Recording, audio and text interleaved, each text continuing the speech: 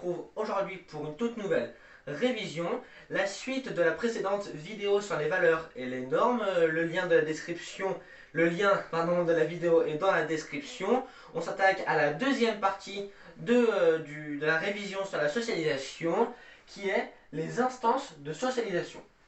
Donc, avant de rentrer vraiment dans le vif du sujet, nous allons un petit peu aborder le tour des instances de socialisation, savoir un petit peu à quoi ça consiste et tout. Les instances de socialisation.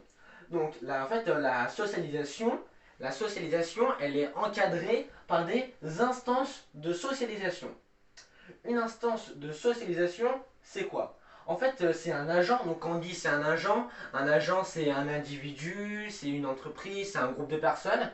Donc, une instance de socialisation, c'est un agent qui a pour rôle de participer au processus de socialisation en transmettant des normes et des valeurs. En fait, une instance de socialisation, c'est un agent qui transmet à d'autres personnes des normes et des valeurs.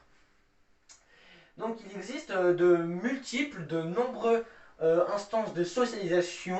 Nous allons voir dans cette vidéo les 4 principales instances de socialisation à connaître. La première, c'est la famille.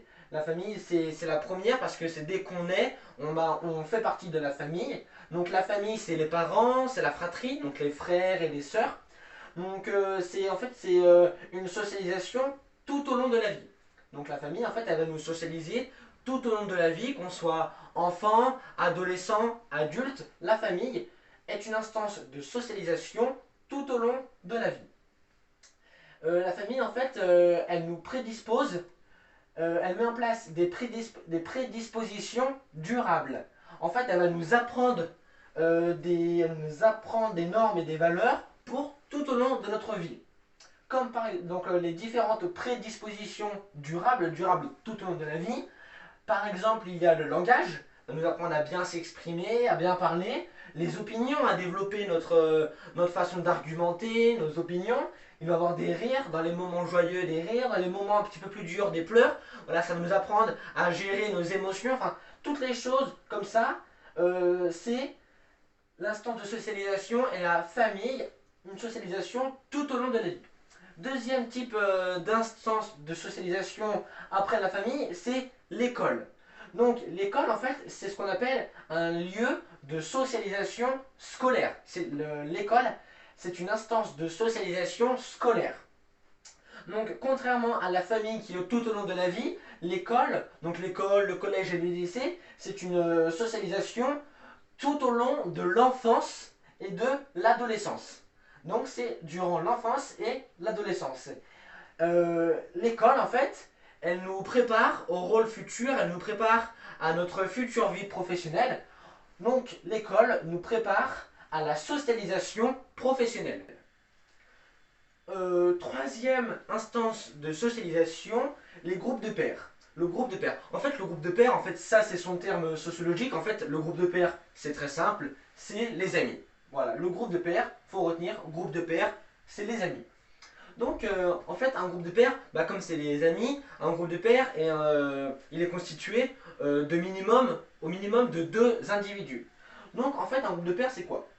C'est un ensemble d'individus. Donc, par exemple, on va prendre l'exemple de 2 individus. Un individu qui présente des éléments en commun avec un autre individu. Par exemple, comme l'âge, comme les préoccupations, les activités extrascolaires, le milieu social. Voilà, en fait, un groupe de pairs, il est constitué de plusieurs membres qui ont des éléments en commun, donc qui ont le même âge, qui ont les mêmes préoccupations, qui ont souvent le même milieu social. Et ces individus, en fait, c'est tous les amis du même groupe de pairs, ils vont s'influencer entre eux.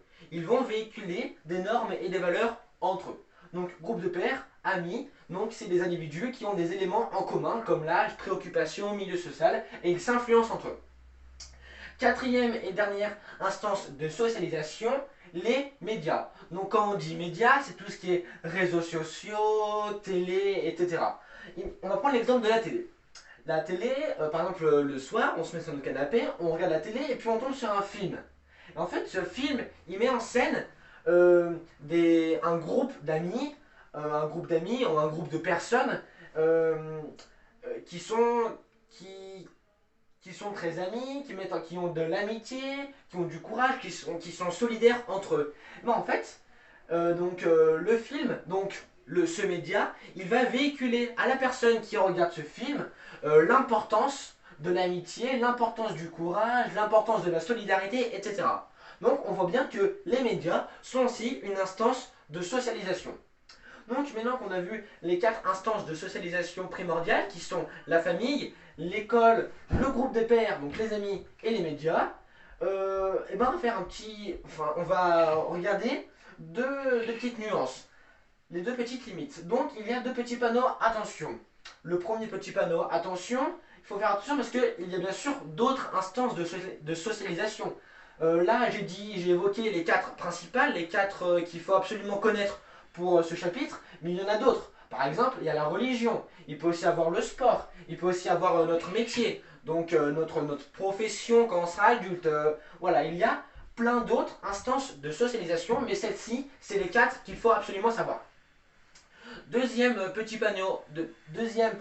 Petit panneau, attention, les différentes instances de socialisation peuvent parfois transmettre des normes ou des normes et des valeurs en opposition avec d'autres instances.